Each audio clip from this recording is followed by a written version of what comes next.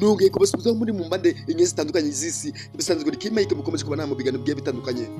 Uyu munsi tugiye kuganira ku muryango w'amayobera ukomeye cyane uri mu ibanga rikomeye cyane ryitwa Illuminati. Illuminati ese ni iki? Ese uyu muryango wa Illuminati ubaho cyangwa se ibyo bavuga n'ibihuha? Uyu munsi tugiye kurebera hamwe ibyo bavuga ni kuri Illuminati, niba ari ukuri cyangwa se niba ari ibihuha.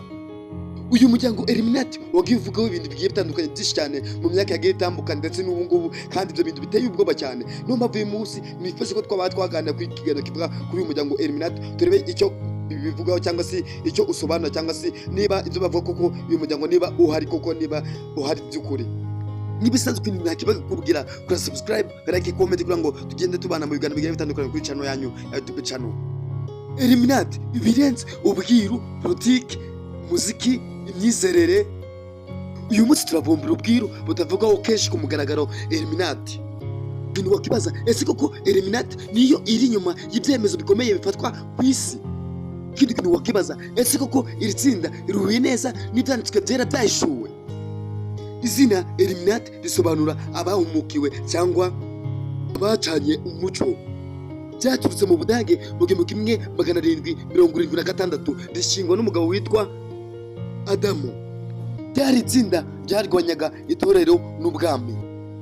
Illuminati byaje guhuzwa na Freemason, kandi bavuga ko ryahindutse umuryango w'ibanga ushaka gutegeka isi binyuze mu buhanga, ubukungu n'umuco.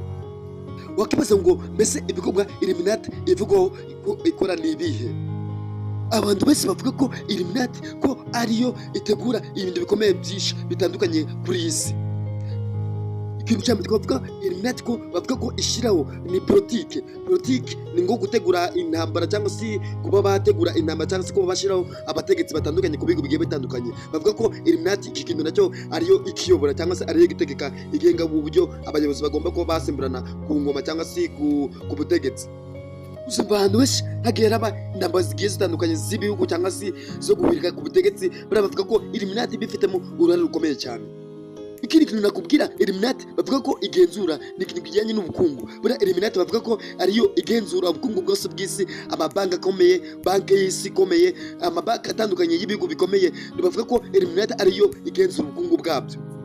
Ikindi kintu bavuga ko Illuminati igenzura ni ikintu kijyanye n'imyidagaduro. Bavuga ko Illuminati igenzura ikintu kijyanye n'imyidagaduro ahantu hagiye hatandukanye, cyangwa se mu muziki, cyangwa se no gushyiraho ubuyobe mu mico igiye itandukanye.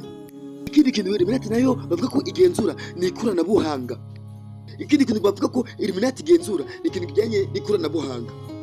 Buriya bamwe bavuga ko Illuminati isaba abayoboke bayo kureka Imana, gukora imihango y'ibanga, gukoresha ibimenyetso bidasanzwe. Twavugamo muri ko gukoresha ibimenyetso bidasanzwe ni nko gukoresha ijisho rimwe bareba, cyangwa se gukoresha umubare 666, cyangwa se gukoresha piramide. Hari abantu bagiye batandukanye bagiye bavuga ko bagiye binjira muri iri tsinda rya Illuminati. Tuvugamo Jay-Z, Rihanna, Kanye West, na Beyonce. Abandi bahanzi bagiye batandukanye bagiye bavuga ko binjiye muri uyu muryango wa Illuminati. Ariko se kintu wakomeza kwibaza, wakibaza ngo ibintu bakomeza kuvuga kuri Illuminati cyangwa se umuryango ukomeza kuvuga wa Illuminati ubaho, cyangwa se ni amarengamutima, cyangwa se ni ukubeshya? None reka tubihuze n'icyo Bibiliya ibivugaho. Abatesalonike ba kabiri ibice 2:7 kugeza ku 10. Reka turebe icyo wavuga ko amayoberane y'ubugome n'ubu atangiye gukora ntazahishurwa keretse uyabuze gukora ubu akuweho. Umurongo wa 8, nibwo wa mugome azahishurwa ubwo Umwami Yesu azicisha umwuka uturutse mu kanwa ke akamucembesha kuboneka kukuza kwe. Umurongo wa 9, ko uwo mugome kuri mu buryo bwo gukora kwa Satani, ufite imbaraga zose, ibimenyetso n'ibitangaza by'ibinyoma.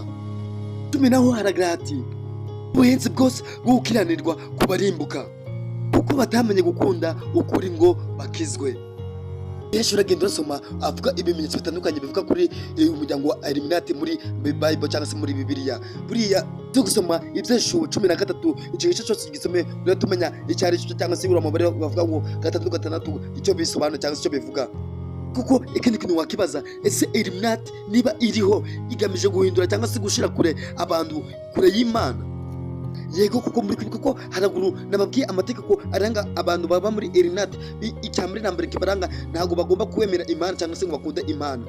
buri ikintu gikomeye gitandukanye cyane kwamba kuri uyu muryango wa Illuminati. Uyu muryango wa Illuminati ni umuryango ushingiye ku biyoba cyangwa se kuba wayobya abantu, kuba bava ku Mana cyangwa se kuba bahakana ko umwami Yesu cyangwa se ahari, cyangwa se zakana ko imbaraga z'Imana zigeze zibaho. Bemera ko imbaraga z'umuntu aricyo kintu gikomeye, cyangwa se bakaba biringa izindi imbaraga za Satani. Navuga ko rero ibintu byanditswe kuva kera byanarashuwe. Ikintu nakubwira ngo ni ukwirinda ikintu cyose giye kitandukanye. Giye urabona ibimenyetso nagenda kwereka arabahanzi bese, ugende urabona mu ndirimbo zitandukanye cyangwa se mu mafilime agiye atandukanye, ukabona bagiye barabikora, cyangwa se ukabona ijisho rimwe cyangwa se bakoresheje ibiganza cyo kabikoramo nka pyramid n'ibindi byinshi bigiye bitandukanye bagiye bakora, cyangwa se abantu baba mu muryango wa Illuminati by'imihango bigiye bitandukanye kandi birateye ubwoba bagenda bakora. Hari ingiro nyinshi zagiye ziravuga ku bantu batangiye batandukanye b'abahanzi cyangwa se b'ibyamamare nka biriya twagiye turavuga mu rugero muri Amerika. Bamwe bagiye barapfusha ababyeyi babo cyangwa se bagatamba ababyeyi babo kugira ngo babone cyangwa se bagatamba abana babo kugira ngo babashe kuba babona ubwamamare bwiye butandukanye. Uno muryango tukavuga ko no muri minsi y'iki gihe uri gukora cyane ku mugaragaro, ni ngaho twavuga ngo Sekibi aritangiye gukora ku mugaragaro.